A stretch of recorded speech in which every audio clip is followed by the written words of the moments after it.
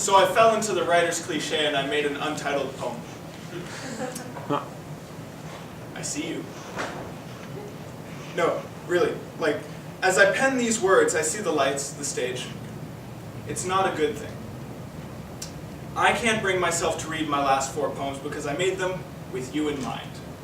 Oh, that's clever, and oh, this is funny, and this flow's popular, and this'll sound dope. Slip in some stellar and sexy alliteration, maybe a rhyme or two, and voila, you can call yourself an artist. Ha! This epiphany brought me to a state of creative self-loathing so lethal my left hand left me, like a plague scent seeping in from the patron saint of poetry for my own good. After that bad poetry binge, I couldn't bring myself to look at my journal for a whole 7 days. But Ed, you say, a week isn't so bad? Truth is, it's not. But it's significant enough to toy with my insecure psyche. That's roughly 168 hours spent thinking myself childish. That's 10,080 minutes spent second-guessing the only dream I ever really had. And well, that's a ballpark of 604,800 seconds of feeling like a failure because nothing in the workforce moves me like words do. See, these numbers may still seem small, but seconds spent soothing a severed soliloquy from my psyche seem long. 1, 2, 3, you're a spoiled child. 4, 5, 6, you're not even man enough to take responsibility. 7, 8, 9, I can't see me turning into anything worthwhile. 10. Now, if I count right, that's only 60,480 more to total 7 days, so time is relative. Every time I see Romeo and Juliet, I always hope it ends well. I know it won't, but I hope anyway. I love, I love joy and happy endings, which brings me to my final point that despite 168 hours of self-inflicted shame, I wrote this. You know, and I don't really care if I ever perform it. I wrote it for me, to help me see through the sea of styles and charming wiles that beguile and besiege such a tender ear, to break through the bullshit and keep on because this is all I truly have. Thank you.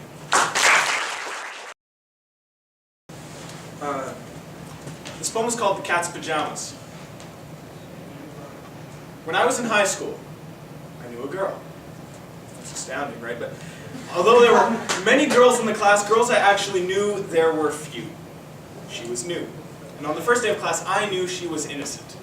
Long blonde hair, big blue eyes, and a tiny frame that made her seem fragile.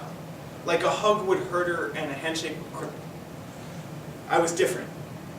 The English kid. For me, the classroom was a house divided where language barriers were only breakable by Harrier strikes and the carriers just couldn't fly high enough. Forced into being a mute, I opted for physicality. I walked right up to her and shook her hand, my thick accent noticeable even to myself. I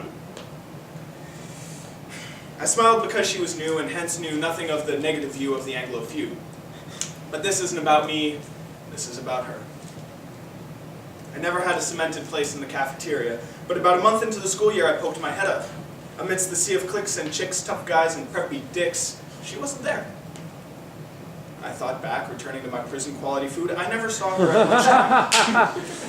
I asked some classmates and they never saw her either. She seemed to be in the ether, neither here nor there, just gone. I confronted her about this mystery out of sheer curiosity and she said, in a tone suggesting everything was fine, I ate lunch in the bathroom. Cliches abundant, the high schooler eating lunch in the bathroom, a little girl who says there's no room at the table. Lunchtime loomed daily, and I said, don't. We ate outside by the swings, a handful of us, not running from things, just being us. She was still quiet, but I got to see her smile every once in a while. We grew close. People talked. And I didn't really care. Well, yes, I cared, but we were young, and I really wasn't ready for love. She was pretty and sweet, and I liked her as much as she liked me. Years passed, and she grew to look sickly. Or rather, shrunk. Looking weaker and meeker, growing taller but not expanding. I always wondered what was wrong, and I never told her how disappointed I was that she never told me. I heard it by word of mouth. Words working in hushed tones around a table when she leaves a room. I wanted to protect her. from the others, but also from herself, from her damaged perception, believing that she should starve herself to get accepted, to be beautiful, to be loved. She had been slowly killing herself for 3 years. 3 years. I was by her side and I was totally oblivious to her pain. My last year of high school, I saw her brother perform a theater school mime piece about his sister. He spoke of the ER, of her near-death experience as the starving had caused her body to reject the enzymes in her food. He spoke on the straps on her bed as she convulsed, but he also spoke of her pajamas. I cried. I cried. In the dark of the studio, I cried for her. I realized how she must see those pajamas, filling out in all the wrong places. Fearing the judgment of her physical appearance. You know, it's ironic that the smaller she got, the less attractive she became. Unlike what people seem to think, words aren't a game. They can tame or maim, create fame, and cause blame for all the lame kids, a source of pain for far too many. But it's not just the words.